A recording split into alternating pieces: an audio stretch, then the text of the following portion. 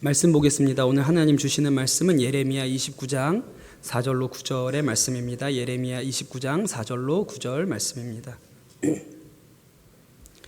네, 우리 교독해서 읽겠습니다. 제가 한 절 읽고 성도님들이 다음 절 읽으시고 번갈아 가면서 읽겠습니다. 나 만군의 주 이스라엘의 하나님이 말한다. 내가 예루살렘에서 바벨로니아로 잡혀가게 한 모든 포로에게 말한다.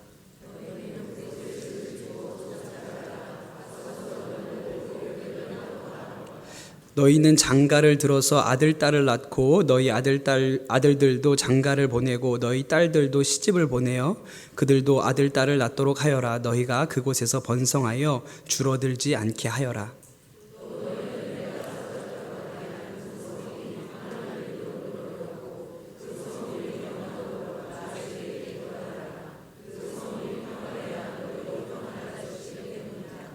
나 만군의 주 이스라엘의 하나님이 분명히 말한다.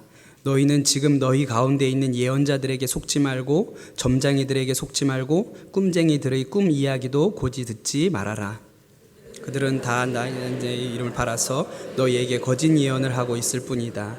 그들은 내가 보낸 자들이 아니다. 나 주의 말이다. 아멘. 주님의 말씀입니다. 제가 목감기가 좀 걸려가지고 목소리가 좀 좋지 않습니다. 죄송하고 오늘도 하나님 주시는 힘으로 말씀 전할 수 있도록 기도 부탁을 드리겠습니다. 몇 년 전에 충남에 있는 어떤 교회에서 청소년 수련회 때 말씀을 좀 전해달라고 부탁을 받아서 가서 말씀을 전한 적이 있습니다. 청소년들이 모이는 수련회였는데 그 교회 담임 목사님께서 일부러 그 청소년들을 만나려고 오셨더라고요. 은퇴를 앞둔 노 목사님이신데 이렇게 청소년들 수련회에 관심을 가지시고 오신 것이 너무 참 귀하다고 생각이 되었습니다.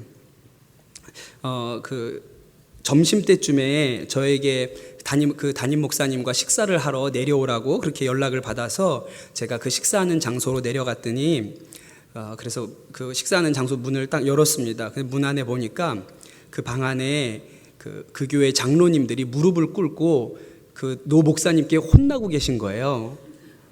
분위기가 굉장히 쎄하더라고요. 제가 좀 기다렸다가 다 혼나신 것 같아서 들어갔습니다. 식사를 하는데 제가 밥이 입으로 들어가는 건지 코로 들어가는 건지 모르고 그냥 아구아구 먹기 시작했어요. 그런데 저에게 노 목사님께서 물어보시기를 선한목자교회에서 부목사를 하고 있냐 그렇게 물어보시더라고요. 제가 그렇습니다. 그랬더니 이유는 잘 모르겠는데 선한목자교회를 안 좋아하시는 것 같은 눈치예요. 제 생각에는 좋은 얘기 안 하시더라고요. 저는 더 마음이 위축이 됐습니다. 무슨 말씀을 드려야 할지도 모르겠고. 그리고 나서 저한테 한 가지를 더 물어보시는데 선한목자교회에서 부목사 한 지 얼마나 됐냐고 물어보시더라고요. 제가 그냥 이렇게 저렇게 하면 한 10년이 좀 넘는 것 같습니다. 그렇게 말씀을 드렸더니 갑자기 표정이 바뀌시는 거예요. 저를 아주 상기된 표정으로 바라보시면서 참 훌륭한 목사님이 오셨다고 저를 칭찬을 하세요. 갑자기 저는 어리둥절한 거죠. 왜 그러시지? 이런 생각이 들었어요. 나중에 보니까 그 교회는 부목사님으로 오랫동안 사역하신 분이 거의 안 계시다 그러더라고요. 근데 제가 10년을 한 교회에서 부목사를 했다 그러니까 훌륭한 목사라고 저를 칭찬하시는 거였어요. 나중에 가시면서 그 교회 교육 목사님한테 참 귀한 목사님 모셨다고 그렇게 잘 모시라고 그러고 가셨다 그래요. 저는 한 교회에서 오래 사역한 게 이렇게 칭찬받을 만한 일인 것을 그때 가서 처음 알았습니다. 그냥 저는 좋은 교회를 만나서 지금까지 이렇게 있었던 것 뿐인데 크게 칭찬받을 만한 일도 되는구나 그런 생각을 그때 처음 했어요. 근데 아마도 이런 생각이 요즘 우리가 사는 세상에 한 자리에서 뭘 꾸준히 하는 일이 별로 없기 때문에 그렇게 사람들 생각이 그렇게 된 일이 아닌가 싶습니다. 평생 직장이라는 것이 없어진 지가 오래됐습니다. 우리 교회 장로님 중에 한 분이 유공이라는 어르신들은 기억하시죠? 유공이라는 주유소가 있었습니다. 유공이라는 회사에 평사원으로 입사하셔서 SK 계열사 사장까지 하시고 은퇴하신 우리 장로님이 한 분 계시는데 이런 경우는 사실 요즘으로 보면 천연기념물이라고 할 만하죠. 그렇게 직장하는 생활하는 사람들이 거의 없습니다. 한 직장에서 직급을 올리는 것보다 이직을 하면서 연봉을 올리는 것이 훨씬 더 일반적인 방식입니다. 그러니 그렇게 해야 또 급여도 훨씬 더 많아지고요. 그러니까 왜 한 직장을 계속 다니겠습니까? 그래서인지 요즘 성도들이나 청년들을 만나면 회사 그만두고 싶다는 얘기를 꽤 많이 듣습니다. 그런데 가만히 생각을 해보니까 그만두고 싶은 게 회사만 그런 게 아니더라고요. 우리 인생에 그만두고 싶은 게 꽤 많이 있습니다. 제가 청소년들 사역을 하다 보니까 요새는 그렇게 학교를 그만두는 아이들이 많습니다. 제가 학교 다닐 때는 결석 한 번 하면 죽는 줄 알았습니다. 저는 초등학교 6년, 중학교 3년, 고등학교 3년 한 번도 빠져본 적 없거든요. 저희 어머니가 가지고 계신 생각은 아빠 죽어도 학교 가서 죽어야 된다는 거예요. 그때는 다 그렇게 다녔죠. 그런데 요새 우리 아이들, 청소년들을 보면 학교 그만두는 것이 크게 어렵지 않은 일처럼 생각되기도 해요. 교회도 그런 일이 있는데요. 교회도 연말만 되면 이제 이 교회는 그만 다녀야겠다. 그렇게 생각하는 성도들이 꽤 많이 있습니다. 이제 아무도 아는 사람 없는 데 가서 그냥 몇 년 좀 조용히 숨어서 신앙생활 하다가 와야겠다. 그렇게 생각하는 성도들이 꽤 있습니다. 교회를 옮기지 않더라도 지금 하고 있는 봉사가 있는데 내년에는 해마러 그런 고민을 하시는 분들이 많이 있죠. 이 정도는 좀 귀여운 거예요. 그런데 남편 노릇이나 아내 노릇도 이제 지겨워서 못 해먹겠다고 하는 경우들이 있습니다. 젊은 부부들만 그런 게 아니고요. 요즘은 아들, 딸, 시집장가 다 보내고 나서 이제는 조론이다. 결혼도 졸업하는 게 생겼는지 이제 조론이라 그래서 드라마에서나 볼 수 있는 것 같은 이제 남편 노릇, 아내 노릇 하는 거 이제 정말 지겨워서 못 해먹겠다. 그런 일들도 심심치 않게 들립니다. 왜 그렇게 그만두고 싶은 게 많을까요? 삶이 만족스럽지 않기 때문에 그렇습니다. 지금 나를 힘들게 하는 이곳에서 떠나면 더 좋은 것이, 더 행복한 미래가 펼쳐져 있다고 생각을 하는 것이죠. 예레미야의 시대에도 그렇게 생각했던 때가 있었습니다. 그때는 직장이나 학교를 옮기는 이 정도의 문제가 아니었어요. 정말 이곳만 떠나면, 벗어나면 밝은 미래가 올 것이다 라고 아주 절박한 믿음을 가지고 있었던 때가 있었습니다. 예레미야 시절에 남유다의 운명은 말 그대로 풍전등화였습니다. 남유다는 이집트와 바벨론 사이에 껴서 갈팡질팡하고 있었지요. 여호야김이라는 왕이 나라의 운명을 이집트에 걸고 맙니다. 아주 잘못된 선택이었어요. 여호야김 왕은 전쟁에 나가서 죽었고 바벨론의 느부갓네살 왕이 친히 군대를 이끌고 와서 예루살렘을 포위했습니다. 다행인 것은 좀 늦었지만 이 바벨론 앞에 바짝 엎드려서 나라가 완전히 멸망하고 사라지는 것은 막았어요. 그러나 대가는 아주 혹독했습니다. 남유다의 왕족과 귀족들이 바벨론의 포로로 끌려가야만 했어요. 여호야김 왕의 아들이었던 여호야긴도 포로가 되어서 바벨론으로 끌려갔고, 또 우리가 잘 아는 다니엘도 이때 바벨론의 포로로 끌려간 사람 중에 하나였습니다. 이것을 바벨론 1차 포로라고 해요. 여러분, 얼마나 비참하고 기구한 인생입니까? 매년 제가 우리 청소년들을 데리고 중국과 러시아를 다니면서 북한 국경을 따라서 북한을 놓고 기도하는 그런 단기 선교회를 우리 청소년들을 매년 보냅니다. 북한을 위해서 기도하는 단기 선교이기도 하지만 또 이 여행을 따라다니다 보면 우리 민족에 대해서도 새로운 눈이 열리게 됩니다.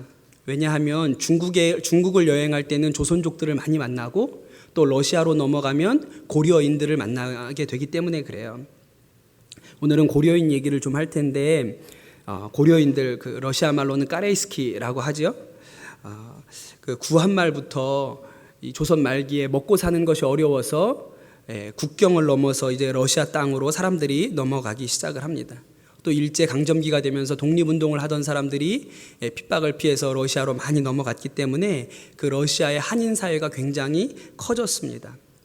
그러다가 1937년에 스탈린이 일본과 전쟁을 시작하면서 조선인과 일본인이 구별하기가 어렵다. 외형상으로 구별하기가 어렵고 조선인들이 일본인들의 첩자 노릇을 할 줄 모르니까 이 조선 사람들을 다 강제로 이주시켜야 된다. 그런 명령을 내리게 되지요.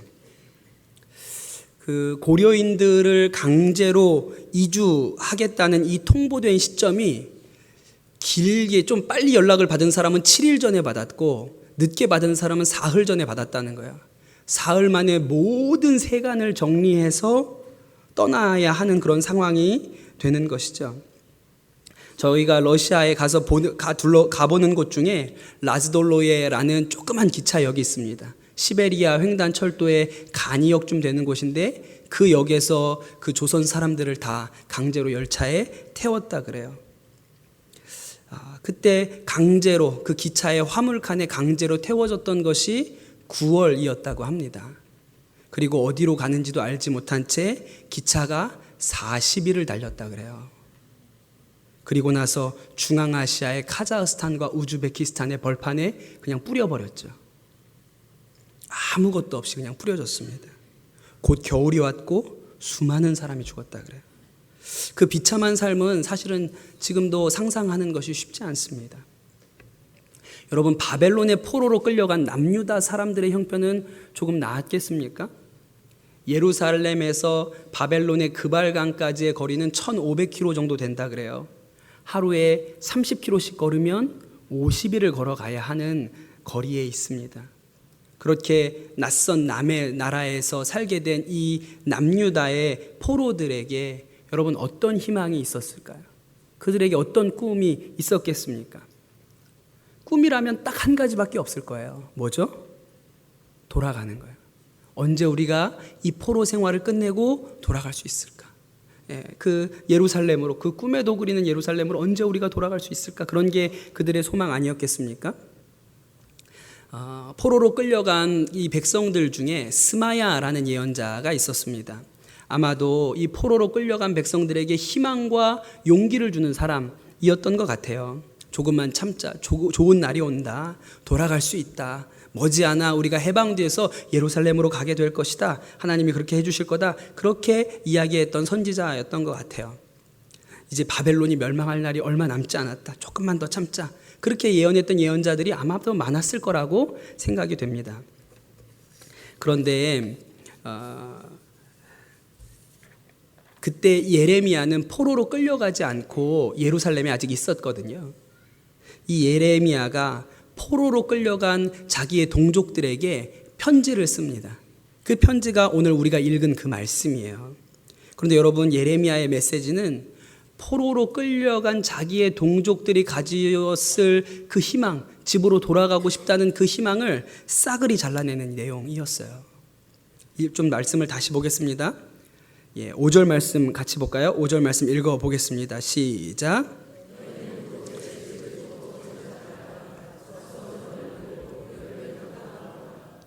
여러분, 집에 돌아갈 사람은 집을 지을 필요가 없습니다. 여관에서 잠시 머물면 되죠.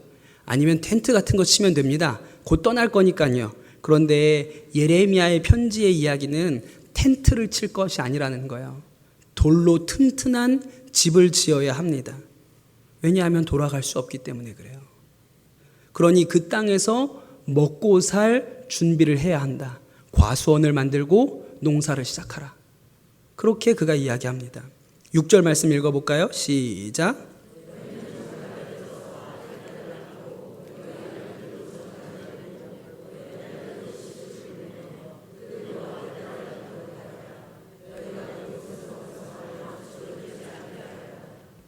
네, 이제는 더 심각한 이야기를 하죠.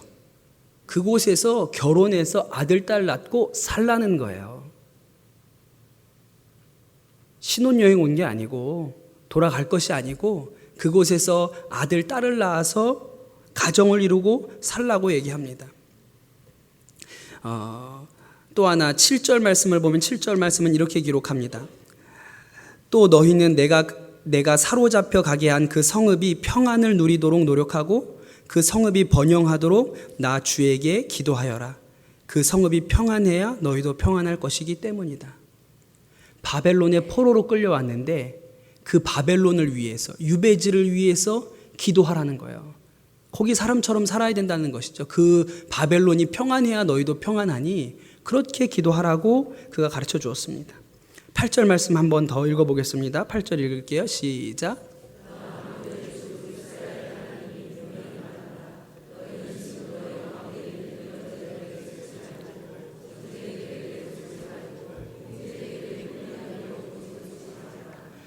돌아갈 수 있다고 말하는 자들, 머지않아 하나님께서 우리를 해방시켜 주실 것이라고 말하는 이들은 다 거짓 예언자니까 그들 믿지 말아라.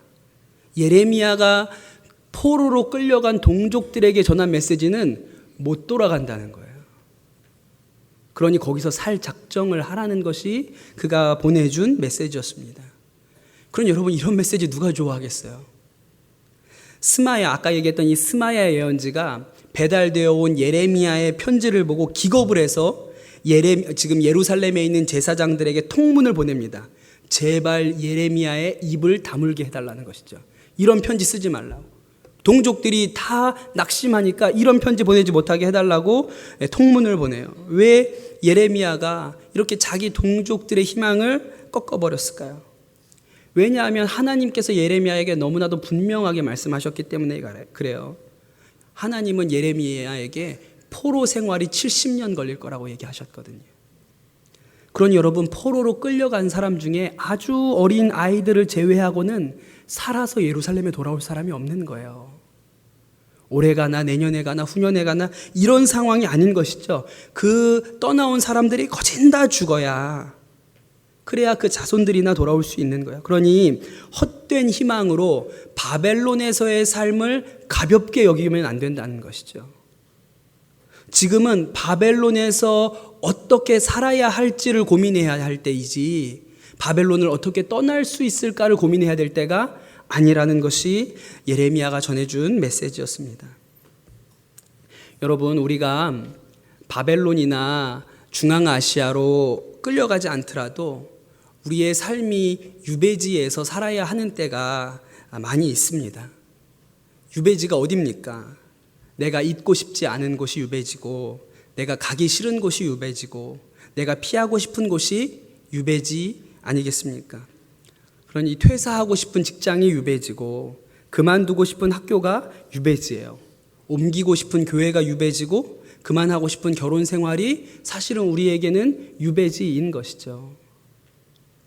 여러분, 아브라함처럼 갈 바를 알지 못하고 떠나는 것이 믿음의 선택일 때가 있습니다. 그러나 사실 우리의 삶을 보면 떠나야 하는 믿음의 선택보다 믿음으로 버텨야 하는 때가 훨씬 많이 찾아온다는 것을 알아야 합니다. 떠나는 것은 쉬운 선택일 수 있어요. 다 집어치우고 떠나면 되지 않습니까?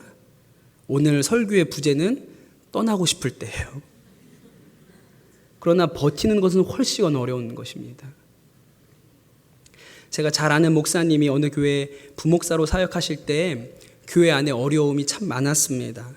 교회가 교회답지 않다고 생각될 때가 많아서 아주 괴로웠어요.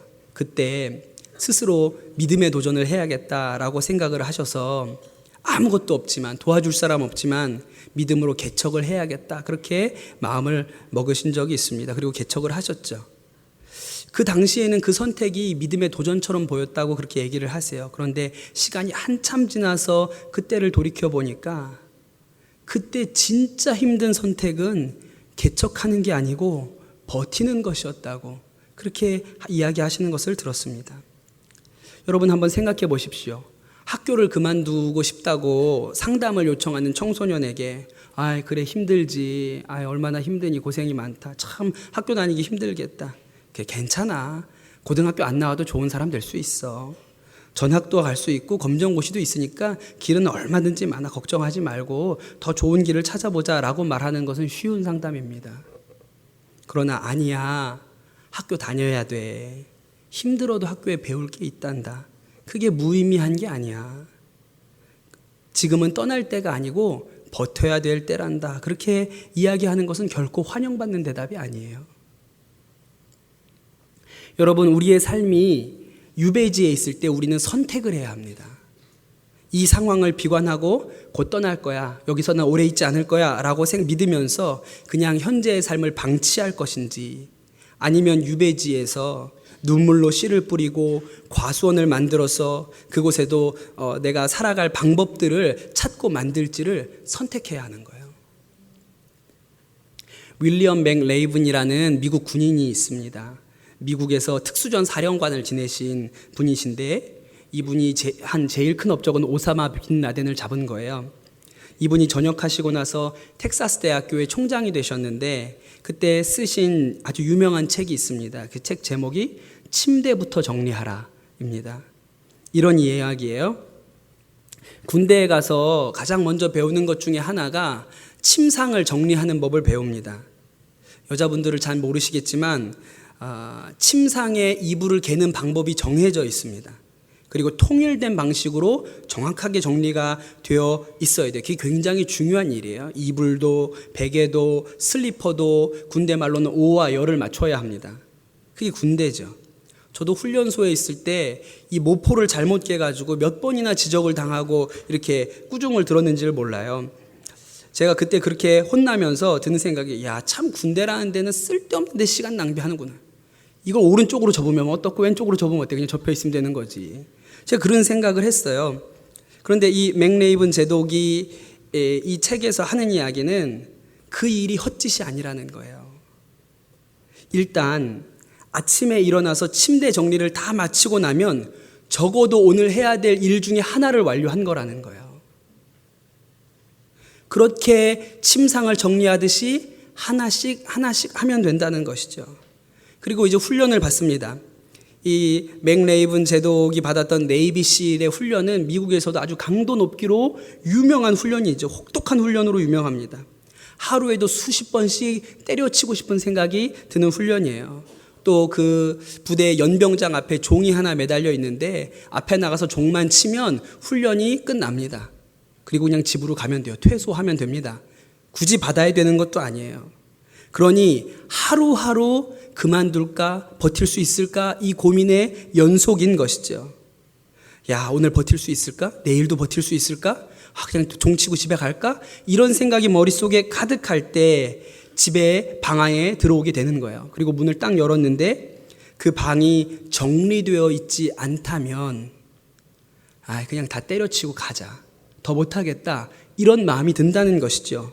그런데 그 지친 몸으로 문을 열고 들어갔는데 내 방이 아주 깨끗하게 정리가 되어 있으면 내일 다시 한번 시작해보자 이런 생각이 든다는 거예요. 그래서 침대 정리부터 해야 된다고 이야기를 하는 것이죠. 여러분, 부활하신 예수님께서 세마포를 잘 개어두고 나가신 것은 그냥 그러신 게 아닙니다. 그게 다 다시 시작할 수 있는 힘이 되기 때문에 그렇게 하신 거예요. 심오한 뜻이 있는 것이죠. 누군가는 이 유배지를 비관하고 난 비뚤어질 거야. 마음에는 떠날 날만 생각할 때 누군가는 일어나서 침대 정리부터 하고 씨를 뿌리고 과수원에 나가서 걸음을 주는 그런 일을 하는 것입니다. 여러분, 무엇이 하나님의 뜻일까요? 중앙아시아에 뿌려졌던 고려인들이 그렇게 살았다 그럽니다. 저희가 가는 우스리스크에 고려인 문화센터가 있어요. 거기에 가면 이런 글이 있습니다. 버려진 한인들의 삶은 비참했다. 거주 이전에 자유가 없었고 배움의 길도 닫혀 있었다. 주거 환경 또한 집단 수용소나 다름없었다. 2주 다음에 7,000명이 사망했고 그 다음에는 4,800명이 죽었다. 그러나 2주 첫 해에 모진 학대와 고생을 이겨내며 농토를 개간하고 벽실을 심어 대풍작을 이루었다. 강인한 생명력으로 3년 만에 자립의 기반을 일군 것이다. 여러분, 중앙아시아에서 최초로 벼농사를 한 사람들이 고려인들이었습니다. 우즈베키스탄이 당시 세계 최대의 면화 생산지였는데 그렇게 만든 사람들이 고려인이었어요. 소련 정부에서 목표량을 정해주면 그 목표량의 7배를 생산해냈던 사람들이 고려인이었고, 그래서 소련에서 노동영웅을 가장 많이 배출한 민족도 고려인이었다고 합니다. 그곳에서 학교를 세우고 자식들을 공부시켜서 러시아 주류 사회로 자식들을 성공시켰던 사람들이 고려인들이었습니다. 그들은 비관하기보다는 그곳에서 살아가는 방식을 찾으려고 했던 것이죠. 여러분, 남유다의 포로 시절도 크게 다르지 않습니다. 그 포로 시절이 유대인에게 있어서 가장 창조적인 시기였다는 것을 우리가 잊지 말아야 합니다. 포로로 끌려간 유대인들은 가만히 앉아서 자신이 원치 않는 곳, 이 바벨론에서 하나님의 백성으로 사는 것이 어떤 것인지에 대해서 깊이 있게 묵상하기 시작했어요. 그들이 그곳에서 기도를 배웠고 모세와 예언자들이 주었던 그 방대한 글들을 다시 사본으로 옮기고 그것에 대해서 주석을 달기 시작했지요.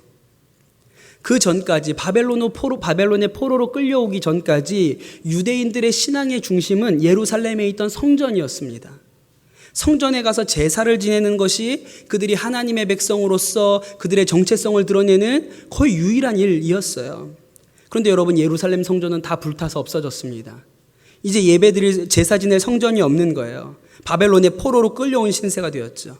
그때부터 유대인들이 비로소 말씀에 집중하게 되었습니다. 그때부터 말씀에 집중하여 그들이 역대기, 예레미야, 에스겔, 다니엘과 같은 말씀들이 그 시절에 다 쓰여지고 만들어지게 된 것이죠. 그러니 여러분, 포로 생활은, 유배지에서 사는 인생은 결코 헛수고하는 것이 아닙니다. 제가 해병대 군목으로 강화도에서 근무할 때 일입니다.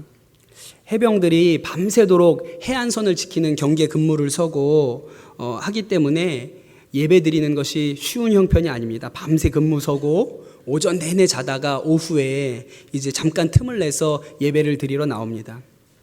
이렇게 어렵게 예배 드리는데 예배 드리러 나오는 형제들은 참 귀한 그런 친구들이죠. 근데 그 예배 드리러 나올 때 늘 예배당 맨 앞에서 사모함으로 예배 드리는 그 해병이 하나 있었어요. 정말 어려운데 짝대기 하나 달고 이병으로 이렇게 예배에 나오는 거 쉽지 않은데 예배를 드리러 나와요. 그래서 맨 앞에 앉아 있는데 이상한 것은 맨 앞에 앉아 있는데 표정이 늘 어둡다는 거예요. 그래서 저는 이병의 표정은 원래 어둡습니다. 그래 그냥 이병이겠거니 이렇게 생각을 했어요. 그런데 어느 날 예배가 끝나고 절 찾아와서 목사님 부탁이 있습니다. 그렇게 이야기를 하더라고요. 그래서 데리고 갔더니 얘가 하는 이야기가 목사님 저 군종병 좀 시켜주십시오. 그렇게 이야기를 하더라고요. 근데 군종병을 아무 때나 뽑을 수 있는 게 아니거든요. 벌써 그리고 군종병이 있는데 이 친구를 뽑으면 이 친구는 또 딴 데로 보내야 되지 않습니까? 그래서 제가 무슨 일이냐 이렇게 물어봤더니 이 친구가 말을 잘 안 하려고 그러고 쭈뼛거려요. 그래서 제가 이렇게 아이들 없는 데로 데려가서 물어봤더니 본인이 해병대에 입대할 때 군대 와서 고생할 거 이미 마음에 다 각오했다고 그렇게 이야기를 했어요. 그런데 다른 거 힘든 거는 다 참겠는데 자기가 정말 견디기 어려운 게 하나 있는데 교회는 좀 마음껏 나가고 싶다는 거예요. 그러면서 이 친구가 하는 이야기가 자기 같은 생활관을 쓰는 선임병 중에 몇 명이 자신이 교회 나가는 걸 너무너무 싫어해서 교회만 다녀오면 괴롭힌다는 거예요. 오늘도 들어가면 한참 욕을 맞고 또 기합을 받고 그렇게 될 거라는 이야기를 해요. 그러니까 요 맨 앞에 앉아가지고 얼굴이 풀이 죽어 있는 것이죠. 물론 제가 이 문제를 쉽게 해결해 줄 수 있습니다. 제가 대대장님이나 연대장님 다 저희 교회 나오셨거든요. 찾아가서 장병들의 종교 활동이 보장되지 않는 것 같습니다. 그렇게 말씀드리면 괴롭히던 애들은 영창에 가고 창민이는 다른 중대로 전출을 가고 그렇게 하면 끝나죠. 쉬운 선택이지만 결과가 썩 좋지는 않을 겁니다. 그래서 제가 그 형제를 붙들어 놓고 그렇게 얘기를 했어요. 창민아, 너 예수님 믿니? 그랬더니 믿는다 그래요. 너 정말로 예수님이 너를 너의 모든 죄에서 구원해 주신 구원자라고 믿니? 그렇게 물어보니까 믿는다고 그래요. 그래, 귀하다. 그런데 네가 앞으로 인생을 80년을 살지 100년을 살지 알 수 없지만 너의 인생을 통틀어서 네가 예수 믿는 것 때문에 예배 드리는 것 때문에 고난당하고 욕먹는 기간은 지금부터 딱 6개월이다. 이 6개월은 네가 정말로 예수님 믿는다는 것을 증명할 수 있는 유일한 기간이야. 한번 참아보지 않겠니? 그리고 너처럼 예수 믿는 애들이 힘들다고 다 중대를 떠나면 나중에 네 후임병들 중에 너처럼 교회 나오고 싶어하는 애들 들어왔을 때 어떻게 하니? 네가 여기서 참고 견뎌서 상병도 되고 병장도 되어야 네 후임들이 너 같은 고민 안 하고 마음껏 교회 나올 수 있도록 도와줄 수 있지 않겠니? 창민아, 알아듣겠니? 이렇게 얘기를 했더니 고개를 푹 숙이더라고요. 제가 아까 말씀드렸잖아요. 목사도 이런 얘기하는 거 어렵습니다. 그래, 목사님이 대대장님께 잘 말씀드릴게. 그런 거 쉬운 거예요. 그렇게 얘기를 하고 돌려보내는데 어깨가 이렇게 축 처져서 돌아갑니다. 그러다가 이 형제가 뭘 까먹었다고 생각했는지 뒤로 돌더니 저에게 대고 필승! 그러고 가더라고요. 근데 여러분, 이게 무슨 뜻인지 아십니까? 해보겠다는 얘기죠. 한번 해보겠다고. 그 말 그대로 이겨보겠다는 얘기입니다. 반드시 이기겠습니다. 그렇게 한 거죠. 제가 그러고 돌아가는데 마음이 찡하더라고요. 아유, 저 녀석이 또 얼마나 고생을 할까. 그리고 나서 저는 얼마 지나서 이제 발령이 나서 다른 부대로 옮겼습니다. 그리고 1년쯤 지났는데 국방망을 통해서 이메일 하나가 저한테 왔어요. 그 고민하였던 그 병사 창민이었습니다. 거기 이렇게 써 있었어요. 목사님, 53대대 이창민입니다. 잘 지내시죠? 저는 이제 병장이 되었습니다. 지금은 대대 본부에서 인사병으로 있습니다. 목사님, 힘들 때 좋은 말씀으로 위로해 주셔서 감사합니다. 그리고 그때 군종병 안 시켜주셔서 너무 감사합니다. 지금 대대 후임병들 데리고 교회 열심히 다니고 있습니다. 그렇게 저한테 이메일을 보냈어요. 여러분, 포로 생활은 결코 헛수고가 아닙니다. 하나님께서 만드신 시간인 것이죠. 우리에게 주어진 책임은 그 유배지를 옥토로 바꾸는 것입니다.